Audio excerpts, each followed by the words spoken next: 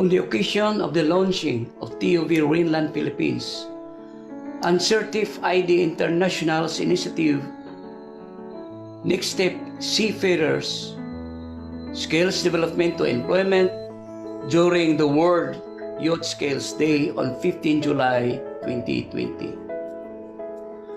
I wish to thank and congratulate them for the commendable effort to support Filipino seafarers in returning to the workforce as quickly as possible. The Philippines is a major provider of seafarers to the global maritime labor market, is seriously bearing the devastating impact of the COVID-19 pandemic on the maritime industry. At this juncture, while the world is grappling to manage the health crisis of the coronavirus and at the same time trying to stay economically afloat, it is also indeed prudent to strain forward and take stock already of possible situations in the maritime industry in the near future, so that the industry can brace itself and adequately prepare for the call of the times while during and after the COVID pandemic.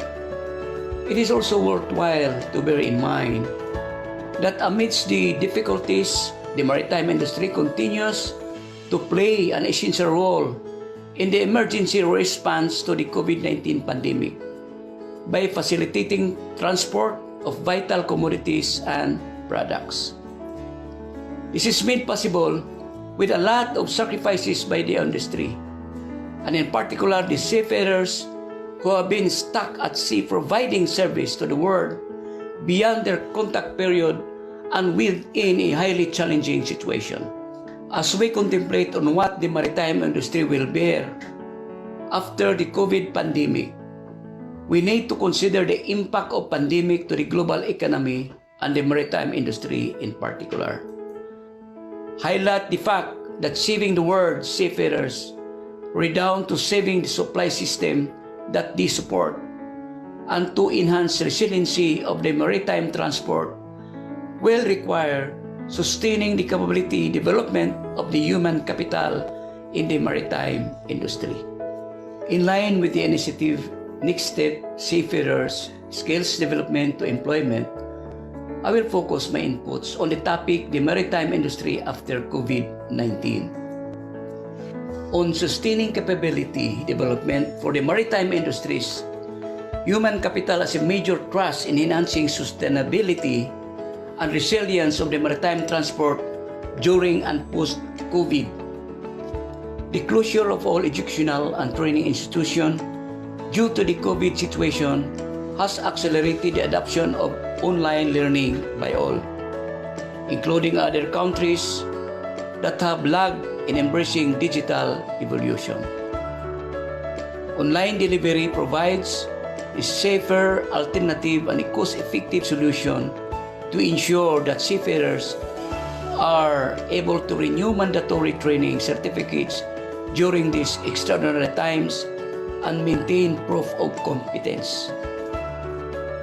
With online learning, convenient learning conditions can be provided to meet the needs of the crew wherever they are.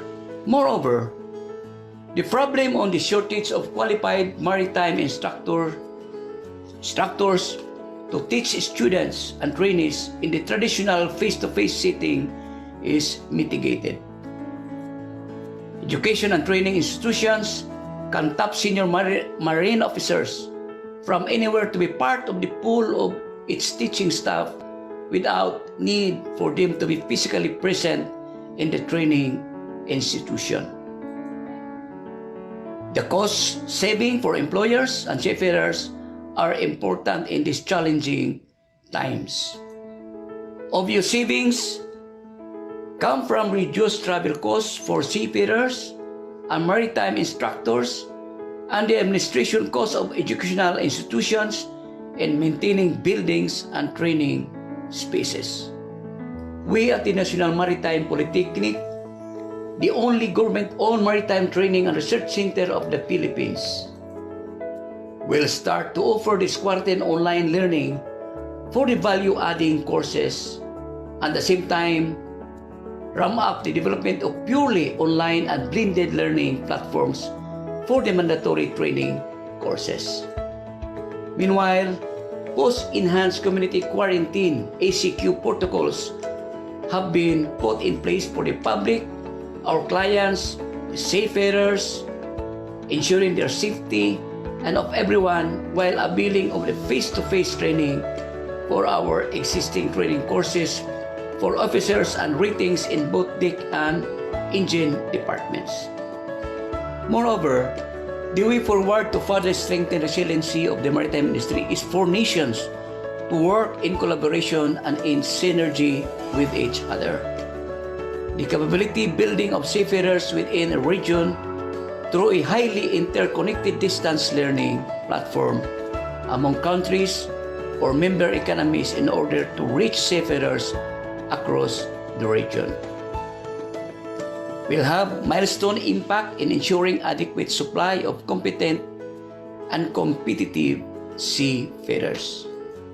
In addition, the establishment of a distant learning platform to be utilized both onshore and onboard among member economies will enhance the resilience of the maritime industry in the area on human capital development for unexpected external situations in the future, similar to the COVID pandemic. Finally, allow me to extend my gratefulness to the TUV Rhineland, Philippines, and Certif-ID International for their lending hand that give birth to this fruitful endeavor. To all of you, congratulations for stepping forward in behalf of the Philippine maritime industry.